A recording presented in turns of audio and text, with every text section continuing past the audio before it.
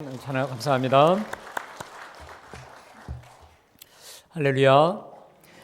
여러분 TV 방송을 보면 거의 연일 매일 우리나라도 역시 마찬가지고 전 세계적으로도 코로나 바이러스 기사뿐이 사실 거의 없지 않습니까? 자, 그런데 지난주에는 정말 아주 가슴 시원한 속 시원한 보도가 하나 있었습니다. 여러분 다 아시다시피 기생충이라는 영화로 이 봉준호라고 하는 감독이 그렇게 폐쇄적인 아카데미 시상식이라고 하는 시상식에서 감독상, 작품상, 각본상, 국제장편영화상 4관왕의 영예를 누렸는데 제가 받는 것도 아닌데 참 기쁘더라고요. 그렇죠? 우리 민족이어서 그런가 봐요. 그런데 그분이 이번에 감독상을 수상하면서 했던 말이 참 제 뇌리에 떠나지 않았습니다. 무슨 말이냐면 가장 개인적인 것이 가장 창의적인 것이다 라는 말을 듣는데 참 제게 인상적이었어요. 가장 개인적인 것이 가장 창의적인 것이다. 실제로 이 영화를 보면요, 우리나라 외국어 가사, 외국어 자막 하나 없고요. 그 다음에 우리나라에만 있는다고 하는 이 반지하, 또 더군다나 유행하게 된 음식 짜파구리, 여러분 드셔보셨나요? 저는 짜파게티까지 너구리까지 먹었는데 합해서는 먹지 않아 봤는데 짜파구리 역시 내게 있는 가장 개인적인 것이 창의적인 것이고, 다시 말해 가장 한국적인 것이 가장 국제적임을 깨닫게 해준 쾌거였다고 합니다. 근데 여러분, 제가 지난번 설교 제목이 여러분 기억나십니까? 여러분 지난주 설교 기억나세요? 꽤 오래 지났죠. 네, 내게 있는 거, 내게 있는 이거.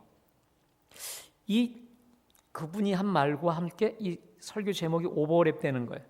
내게 있는 이거, what I have, 내가 갖고 있는 거. 은과 금은 내게 없어도 이것만 있으면 다 되는 거. 그게 뭡니까? 나사렛 예수 그리스도의 이름인 줄로 믿습니다. 네. 참 많이 이 오버랩이 되면서 많이 그 설교 제목 또 본문을 많이 묵상했던 시간이었습니다. 여러분, 은과 금은 내게 없거니와 내게 있는 것 곧 나사렛 예수 그리스도의 이름으로 명하노니 일어나 걸어라 라는 선포와 함께 베드로가 이 안진뱅이의 손을 붙잡아 일으켜 세웠을 때 주 예수의 이름으로 권능으로 일어난 줄로 믿습니다. 일어날 뿐만 아니라 이 사람이 성전 안을 누비고 다니는 거예요. 40년 동안 나면서부터 걷지 못했던 이 사람이 성전 안을 누비고 다니면서 찬양하고 영광을 돌리니까 사람들이, 그 주변의 사람들이 난리가 난 거예요. 그 표현에 의하면 심히 놀라고 놀랐다. 이 말은 경악을 했다라는 말이죠. 그러자 이 소문이 삽시간에 퍼지죠. 아주 장안의 화제가 되고 이 소문의 주인공을 보기 위해서 사람들이 삼삼오오 몰려듭니다. 특별히 솔로몬의 행각이라고 하는 곳으로 모이게 되는데, 게다가 오늘 이 11절에 보니까 처음 읽었던 나은 사람이 베드로와 요한을 붙잡으니 여기서 이 병 나은 사람이요 요한과 베드로를 붙잡았습니다. 근데 붙잡았다는 표현이 이게 헬라 단어에 보면 크라데오라고 합니다. 이게 무슨 뜻이냐면 붙들어 매다, 어깨에 매달리다, 등에 기대다, 등에 껴안다 이런 말이거든요. 그러니까 여러분 한번 이 장면을 생각해 보세요. 지금 이 병 나은 사람이 정신을 차리고 보니까 모든 사람들이 자기를 중심으로 다 모여 있는 거예요. 얼마나 놀라움과 경이에 찬 눈망울로 자기를 보고 있는지 아마 그 눈이 이럴 거예요. 대체 어찌 이런 일이 벌어졌어? 도대체 어떤 일이, 저 사람이 어떻게 이런 일의 주인공이 될 수 있었어? 라고 하는 경이로운 눈빛이었을 겁니다. 자, 이때 병 나은 사람이 두 사도들을 뒤에서 꼭 껴안는 거예요. 뒤에서 허그를 하고 있는 거예요. 무슨 표현입니까? 바로 이분들에 의해서 치유되었소라고 하는 감사의 표현 아니겠습니까? 아마 거린의 그와 같은 행동으로 인해서 이제 시선이 요 거린에게서 두 사람, 특별히 베드로에게 모든 시선이 총 집중이 된 거죠. 만인이 베드로를 주목하는 그 순간 베드로가 오늘 12절에서 저들에게 묻습니다. 베드로가 이것을 보고 백성에게 말하되 이스라엘 사람들아 왜 이 일을 놀랍게 여기느냐? 우리 개인의 권능과 경건으로 이 사람을 걷게 한 것처럼 왜 우리를 주목하느냐? 지금 베드로가 자신을 향해 총 시선이 집중되어 있는 이 만인을 향해서 두 가지로 묻습니다. 왜 이 일을 놀랍게 여기느냐? 그리고 나의 경건과 권능으로 마치 이것이 된 것처럼 왜 우리를 주목하느냐라고 하는 거예요.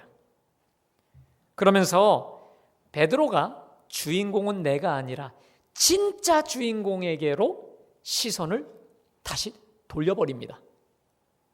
그 사건의 주인공은 내가 아니다. 바로 그 이름 주 예수라라고 하는 거죠. 자, 이를 위해 베드로가 설교를 하는데 설교의 접근법을 보십시오. 13절에 보니까 여러분 우리 한번 13절 말씀 다 같이 한번 봉독해 볼까요? 자, 시작. 이삭과 야곱의 하나님 곧 우리 조상의 하나님이 그의 종 예수를 영화롭게 하셨느니라. 자, 됐습니다. 지금 여기 보니까 아브라함과 이삭과 야곱의 하나님 곧 우리 조상의 하나님이 그의 종 예수를 영화롭게 하셨느니라. 여기 보니까 아브라함과 이삭과 야곱의 하나님이라고 지금 하고 있습니다. 지금 이 기가 막힌 광경을 보기 위해서 몰려든 사람들은 주로 거의 100% 유대인들입니다. 유대인들에게 있어서는 아브라함과 이삭과 야곱의 하나님 그리고 우리 조상의 하나님 이건 굉장히 익숙한 용어입니다. 지금 베드로가요 얼마나 지혜로운 줄 몰라요. 아브라함과 이삭과 야곱의 하나님과 예수님을 지금 연결시키고 있는 거예요. 그러니까 오늘 청중이었던 주청중인 유대인들과 접촉점을 만들어서 지금 공감대를 형성하고 있습니다. 예수님을 보내신 하나님은 너희가 모르는 전혀 딴 하나님이 아니라 너희가 너무도 잘 알고 믿고 고백하고 신뢰하고 있는 그 하나님이 예수 그리스도를 이 땅에 보내셨고 그를 통해 놀라운 일을 행하셨다는 거예요. 특별히 아브라함과 이삭과 야곱의 하나님 곧 우리 조상의 하나님이 그 종 예수를 영화롭게 하셨다. 여러분 구체적으로 이게 무슨 말일까요? 빌라도까지도 무죄를 선언해서 땅땅땅 무죄를 선언해서 난 저 사람은 죄 없어 난 손 씻겠다라고 결의한 것을 너희가 거부했지. 그래서 결국 이 거룩하고 의로운 분 곧 생명의 주님을 너희가 죽였어. 그러나 하나님이 죽은 자 가운데서 그를 살리셨으니 우리가 이 일의 증인이라. 다시 말해 그 하나님께서 그 예수를 영화롭게 하셨다는 얘기가 뭡니까? 너희가 죽인 그 예수를 하나님이 살리셨다라는 거예요. 그러니까 우리 예수님은 거기 15절에 보니까 생명의 주요. 그 다음 하나님이 죽은 자 가운데서 다시 살리신 부활의 주라는 거예요. 한번 따라 합시다. 생명의 주, 부활의 주. 믿으십니까? 그래서 결국 이 베드로가 하고 싶은 이야기가 뭘까요? 자, 우리 16절 말씀 다 같이 봉독합니다. 시작. 그 이름이 너희가 보고하는 이 사람을 성하게 하였나니 예수로 말미암아 난 믿음이 너희 모든 사람 앞에서 이같이 완전히 낫게 하였느니라. 여러분 그게 무슨 말입니까? 오늘 이 베드로가 이 자기를 둘러싸여 있는 이 신기하고 놀라운 광경을 보러 온 자들 앞에서 이 안진뱅이 나면서부터 40년 동안 한 번도 일어서 본 적이 없었던 이 안진뱅이를 일으켜 세운 그 장본인이 누구냐? 두 가지로 얘기하고 있습니다. 하나는 오늘 16절 안에 그 이름이 너희가 보고 아는 이 사람을 성하게 하였다. 그 이름 누구? 주 예수 그리스도. 아멘. 그 이름이 너희가 보고 있는 이 사람을 이렇게 세웠다라고 하는 것입니다. 또 하나 베드로는 여기서 그치지 않고 구체적으로 이 사람을 낫게 한 아주 구체적이고 실제적인 비결을 얘기하고 있는데 16절 중반절에 예수로 말미암아 난 믿음이 너희 각 사람 앞에서 이같이 완전히 낫게 하였느니라. 여러분 펜이 있으시면 예수로 말미암아 난 믿음, 여기 동그라미 예수로 말미암아 난 믿음. 아마도 오늘 이 본문에서 가장 핵심적인 구절을 뽑으라면 예수로 말미암아 난 믿음입니다. 따라합시다. 예수로 말미암아 난 믿음. 믿으세요? 여러분 여기서 예수로 말미암아 난 믿음이 너희 보는 앞에서 이 사람을 이렇게 완전하게 낫게 하였다라고 하는 말인데, 자, 예수로 말미암아 난 믿음. 예수로 말미암아 난 믿음. 여기서 강조하는 게 뭘까요? 이게요, 믿음 자체가 능력의 근원이 아니라 중요한 것은 믿음이 누구로부터 비롯되었느냐, 누구를 믿는 믿음이냐는 거예요. 나로부터 나온 믿음이냐 아니면 예수로부터 나온 믿음이냐라는 거예요. 여러분 우리 크리스찬 개신교인들은요 오직 믿음으로 이걸 굉장히 강조하지 않습니까? 그래서 믿음을 강조하다 보니까 믿음이 얼마나 우리가 중요시 여기는 줄 몰라요. 여러분 그러나 자신의 믿음 자체를 우상으로 여기면 안 돼요. 그건 적극적이고 긍정적인 사고방식으로 흘러갈 수 있습니다.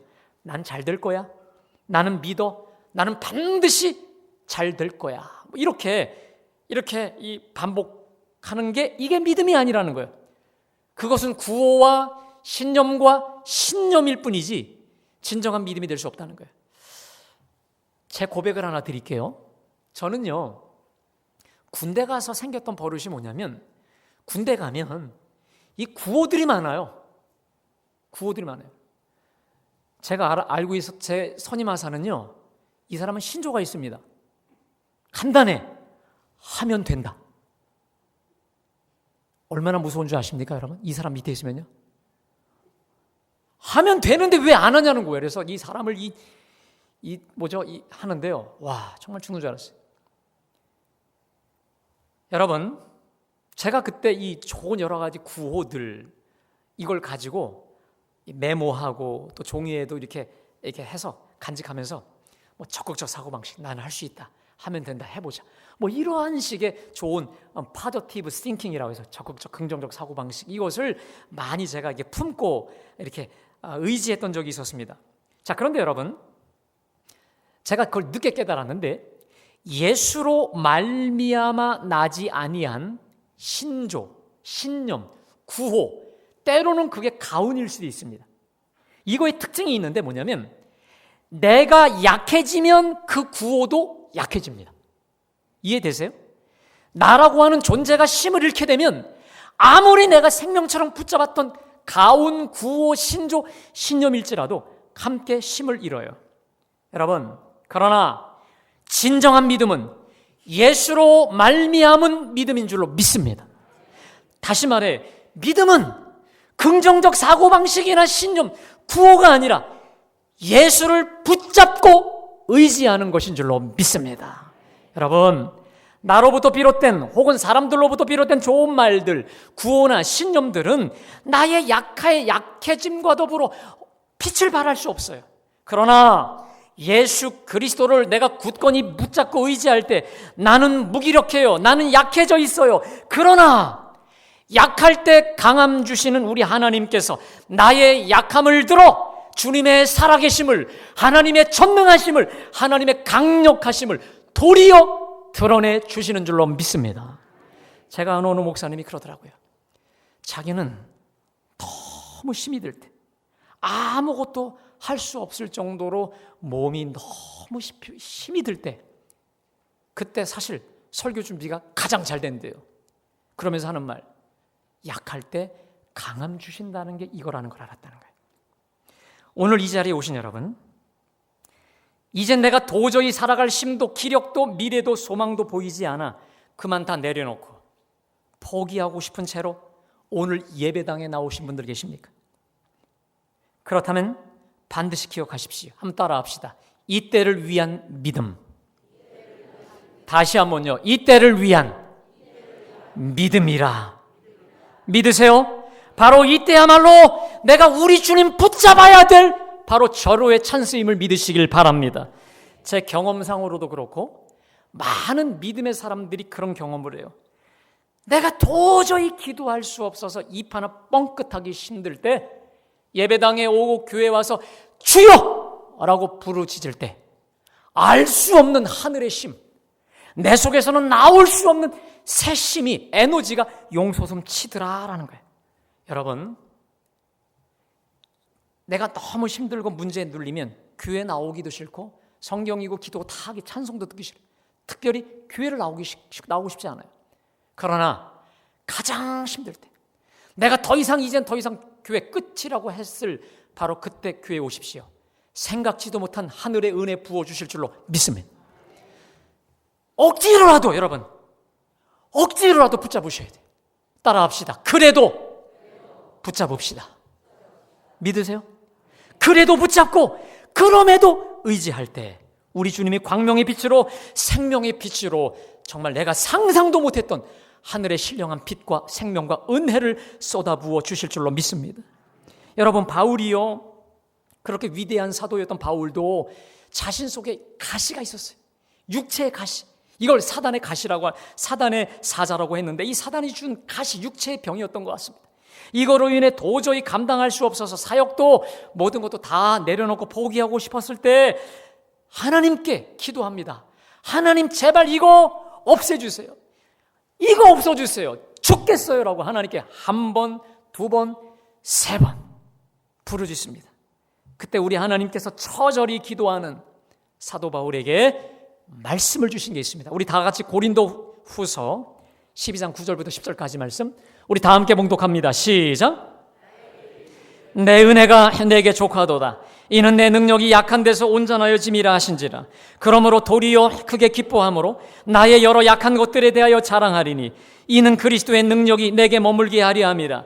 그러므로 내가 그리스도를 위하여 약한 것들과 능력과 궁핍과 박해와 곤고를 기뻐하노니 이는 내가 약한 그때에 강함이라. 여러분, 네가 지금 힘들어 죽겠다고 말하고 있지.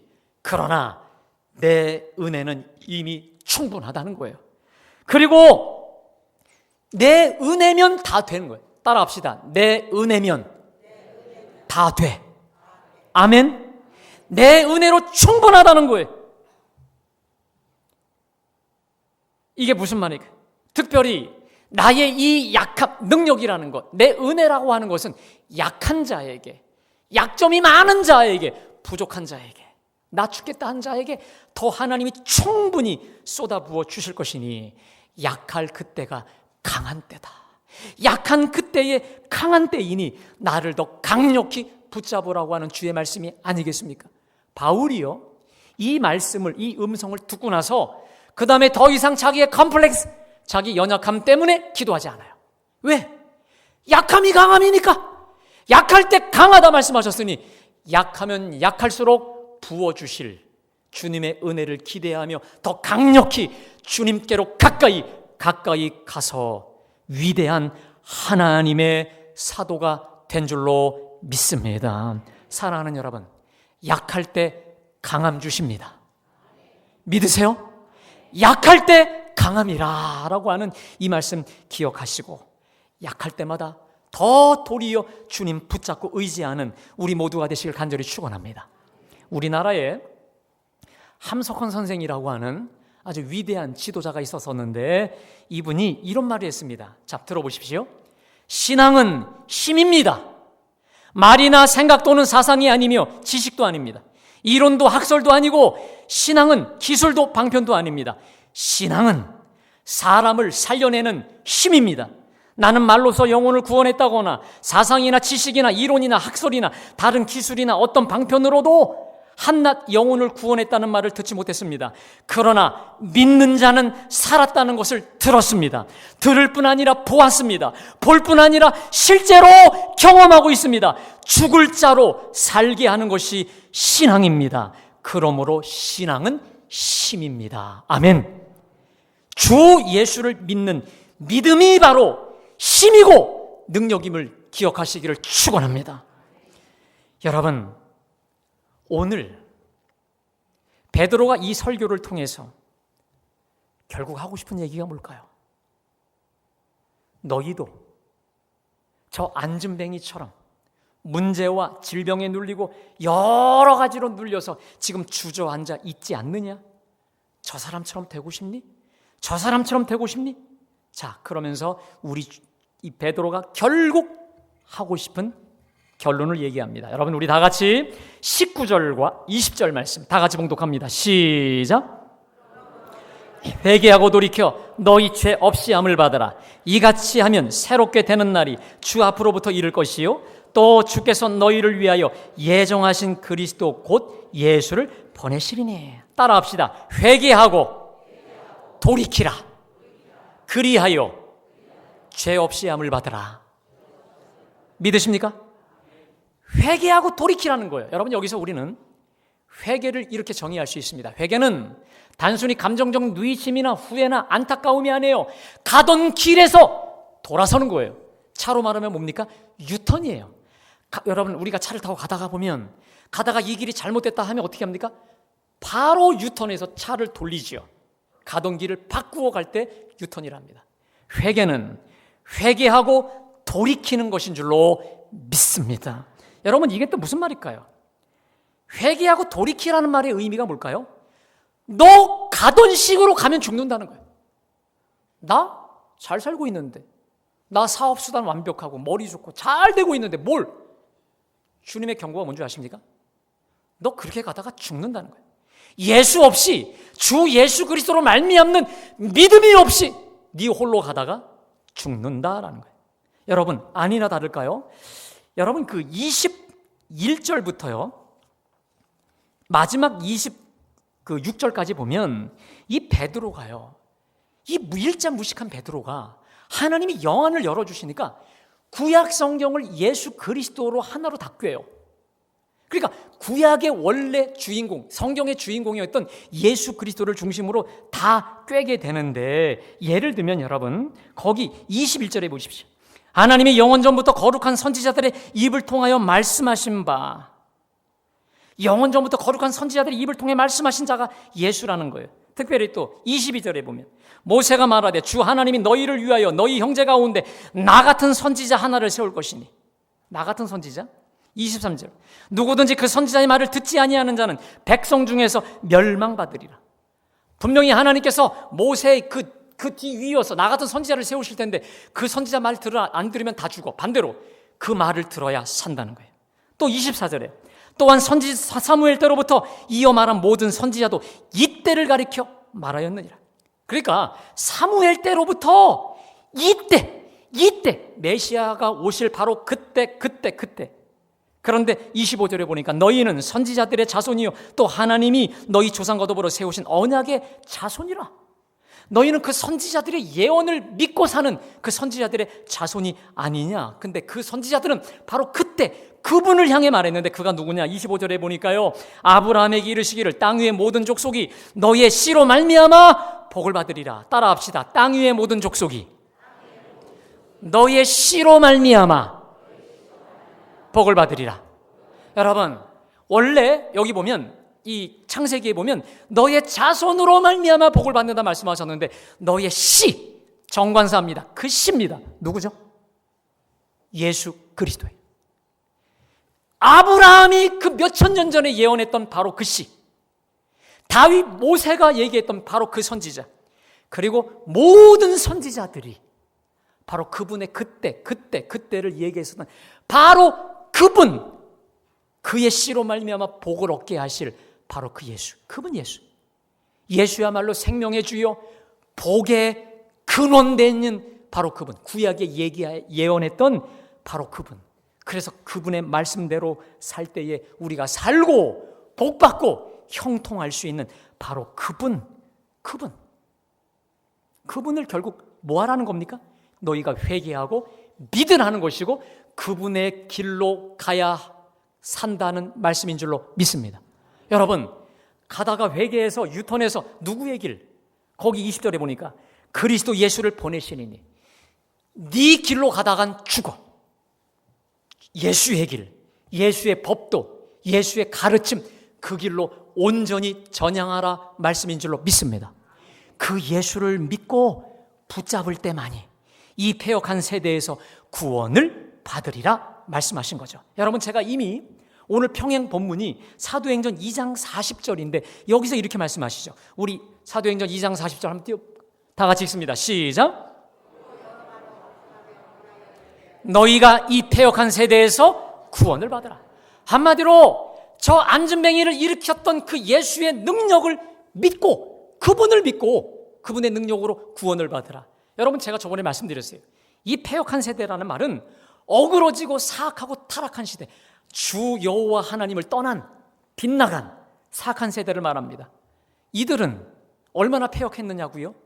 이미 성경에 예언한 메시아 그리스도를 십자가에 못 박혀 죽었어요. 이방인이었던, 하나님을 알지 못하던 본디오 빌라도가 저 사람 무죄야, 나 놓아줄래. 그럼에도 그 예수를 거부하고 십자가에 못 박혀 죽인 장본인들이었습니다. 그뿐만입니까? 그들은 지금 누구의 유혹을 받고 있냐면 저 열렬당원, 열심당원들이 이제 우리가 로마를 전복시키고 새날을 우리가 쟁취하자라고 하여 로마를 향한 전투를 준비하고 있었습니다. 바로 그 길, 그 패역한 길에서 돌이켜 예수께로 돌이켜 구원, 생명을 얻으라는 거예요. 자, 그런데 수많은 유대인들이 이 말을 듣지 않습니다.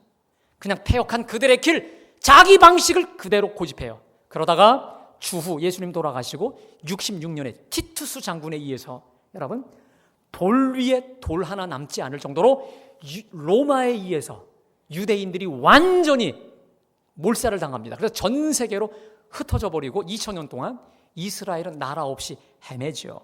반면에 너희가 패역한 세대에서 구원을 받으라 이 말을 듣고 회개한 저들에 의해서 초대교회가 생기고, 그들이 오직 성령이 너희에게 임하시면 너희가 권능을 받고 예루살렘과 온 유대와 사마리아 땅까지 이르러 내 증인이 되어서, 여러분, 그들이 사도행전 28장을 써간 줄로 믿습니다.